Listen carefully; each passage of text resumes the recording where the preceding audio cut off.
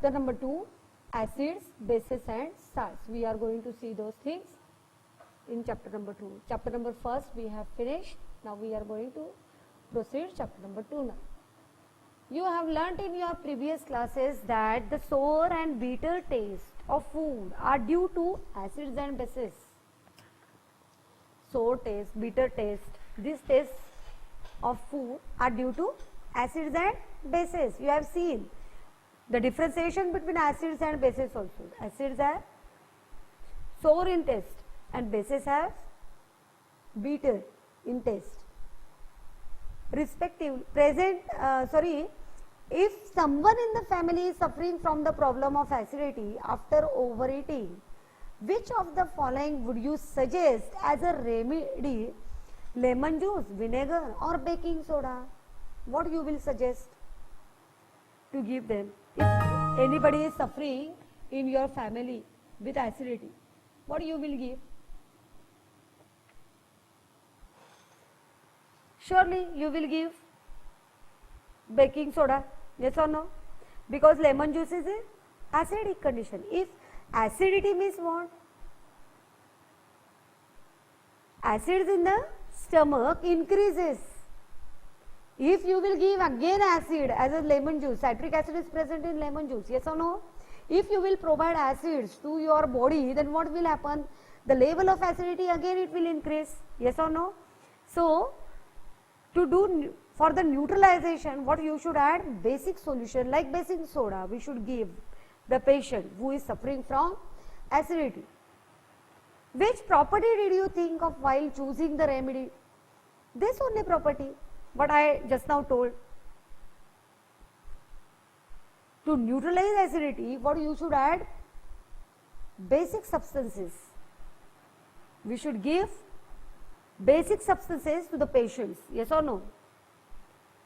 Surely you must have used the knowledge about the ability of acids and bases to nullify each other's effect. So, to nullify the effect of acidity, what you will add? Basic solutions. Recall how we tested sour and bitter substances without testing them. By testing, you can tell me that acids are sour in taste and bases are bitter in taste, yes or no? But without testing, because concentrated acid, hydrochloric acid, if you will see, you can't taste the acid because it is concentrated, yes or no? So, without testing, what you will taste? Whether the substance is acidic or the substance is basic. How you will judge? How you will identify? We will see now. You already know that acids are sour in taste and change the color of blue litmus to red. This is the property of litmus paper property of the acid and bases. Acids are sour in taste and change the color of blue litmus to red. If you will add blue litmus paper or red litmus paper into the acidic solution, if the solution is acid, then what happens? The blue litmus paper turns into red and red litmus paper remains as it is in red color. But bases, what you will add? If you will add litmus paper into it, then what happens? Bases turns red litmus paper into blue and blue litmus paper remains as it is. There is no change is seen in the blue litmus paper in bases, yes or no? But red definitely changes into blue. So, litmus is a natural indicator. Turmeric is another indicator, yes or no? It is also natural. Have you noticed that a stain of a curry on a white cloth becomes reddish brown when soaked? Which is basic in nature? is scrubbed on it, it turns yellow again. When the cloth is washed with plenty of water, yes or no? If a stain of curry, yellow turmeric powder, when fall on the cloth, if it is treated with soap while washing, it changes into red. And again, if it is scrubbed with lemon, it turns into yellow. Yes or no? Means a chemical reaction is taken place in between the stain and the soap. Yes or no? You can also use synthetic indicators such as methyl orange and phenolphthalein. Phenolphthalein to taste for acids and bases. Not only litmus papers we are using, but synthetic indicators also used to taste the acids or bases. Methyl orange and phenolphthalein. These are the two synthetic indicators. And natural indicators we have seen just now, turmeric and litmus paper. Litmus paper, how it is natural indicator? Because it is derived from lichen. Lichen is a plant. Yes or no? It is used in spices also. We say lichen plant, in Marathi dagad fool. Understood? So from lichen plant, litmus paper is formed of. So litmus paper and turmeric, they are natural indicators, and methyl orange, phenolphthalein, they are synthetic indicators. Litmus solution is a purple dye which is extracted from lichen, a plant belonging to the division Thallophyta, and is commonly used as an indicator. Commonly it is used when the litmus solution is neither acidic nor basic. Litmus solution is not acidic nor basic, it is neutral. Its color is purple. Litmus solution's color is purple. There are many other natural materials like red cabbage leaves, turmeric, colored petals of some flowers such as hydrangea,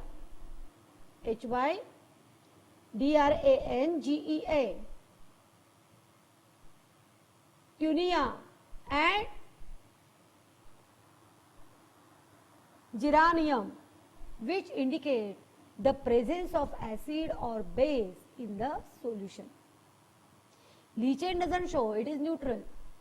It is purple colored solution and extracted from lichen plant, which comes in Thallophyta group. Understood? Thallus shaped body. But others are plants which are having colored petals. Hydrangea, tunia, and geranium. These are the three plants which indicate the presence of acids or base in the solution. These are called acid-base indicators or sometimes simple indicators. They are acid-base indicators and sometimes simply indicators. Question is given, you have been provided with 3 test tubes.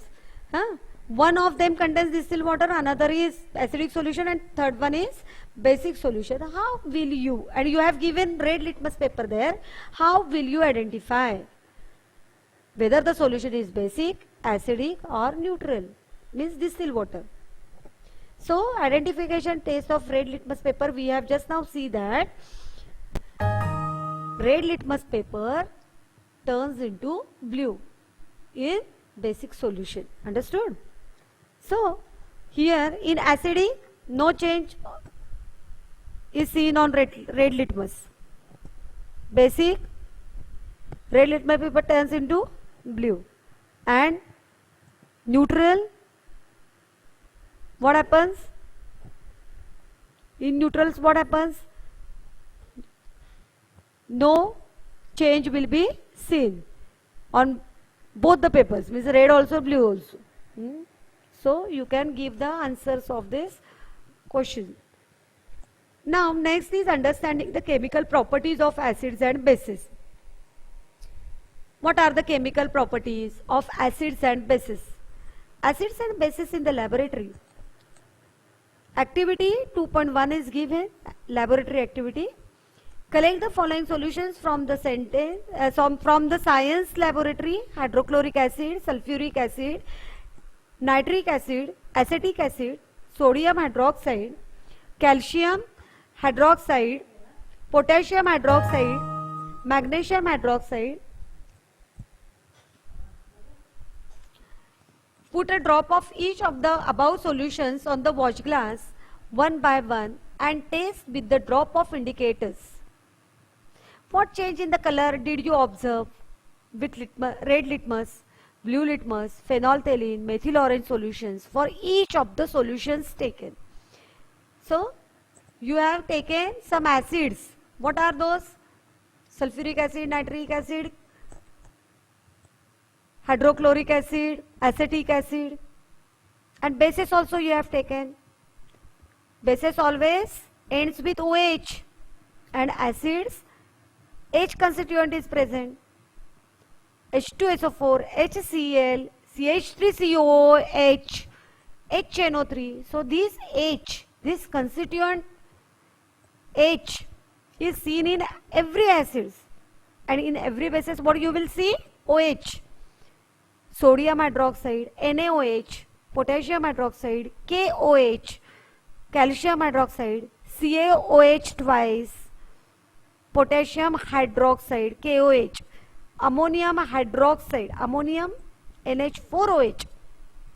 Means OH group is present in bases and H group is present in acids. Put a drop of each of the solutions on the watch glass one by one and test with drop of indicators. What are the indicators given over here? Blue litmus paper, red litmus paper, phenolphthalein solution, methyl orange solution. And you have to see the observations and you have to mark in the observation table. So tabulate your observations, which is given in 2.1. Understood? So here it is given. So you have to do this activity in lab, because you couldn't do here. Yes or no? Methyl orange solutions are not there. That is why you can't do that.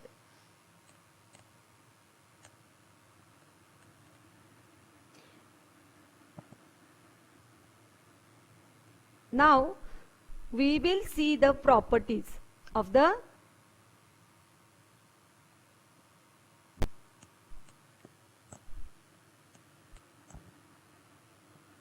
these indicators. What they tell us? Whether a substance is acidic or basic, means chemical property, acidity, basicity. Change in color also. There are some substances whose odor changes in acidic and basic media. These are called as olfactory indicators. Olfactory indicators means the odor changes in acidic or basic media. If the indicators are added in acids or bases, their odor changes. Let us try out some of these indicators.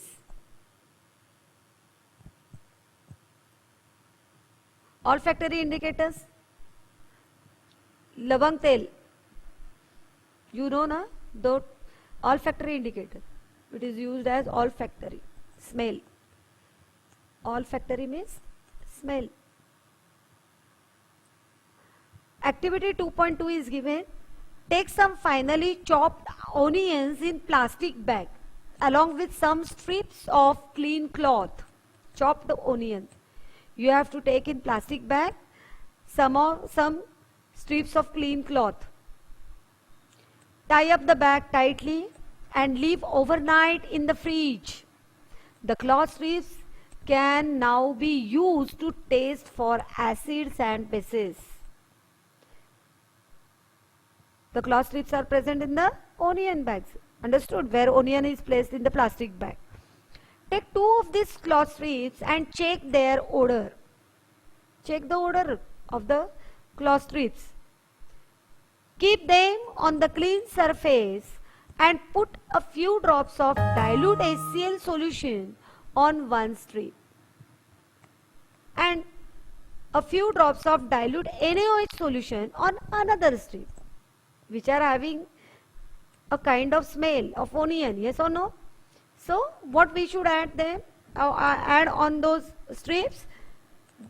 One strip, few drops of dilute HCl is added, and another dilute NaOH solution is added on the other.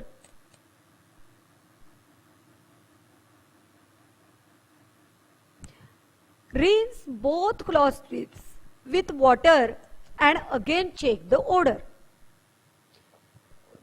Note your observations.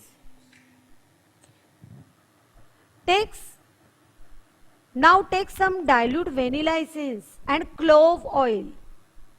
Clove oil, lavang tel, and check their odor.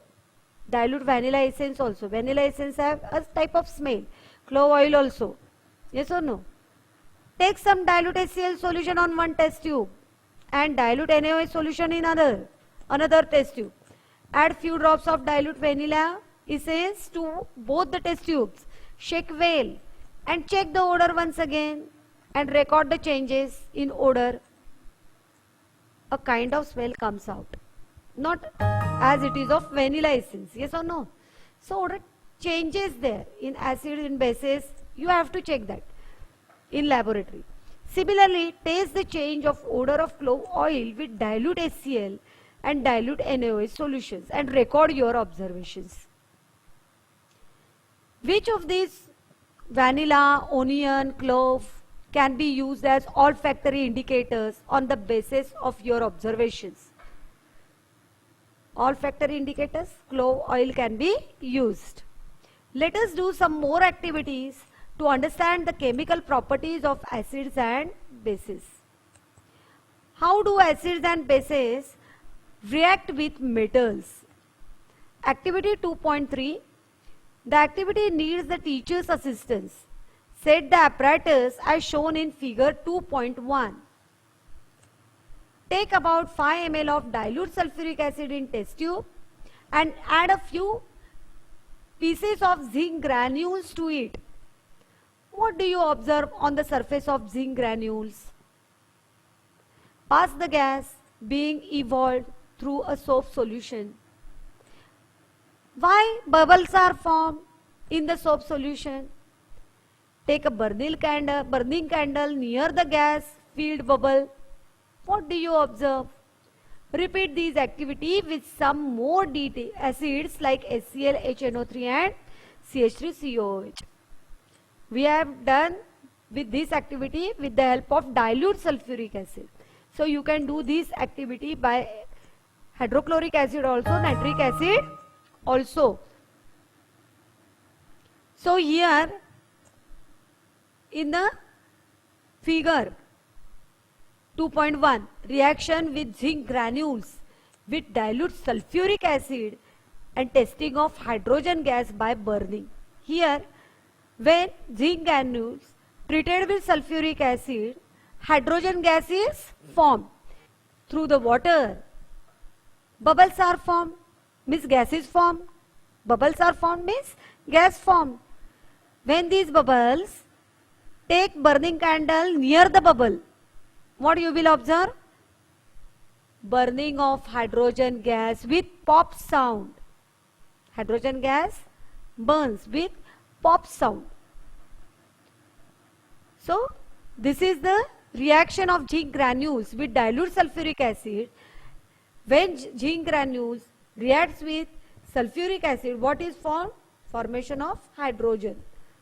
Hydrogen is formed. Note that the metal in the above reactions displays hydrogen. Yes or no? And when hydrogen is taken, a burning candle is taken near the hydrogen bubble, what happens? This gas burns with pop sound. Yes or no? So we have seen that the hydrogen identification. Yes or no? Hydrogen burns with pop sound. Acid plus metal.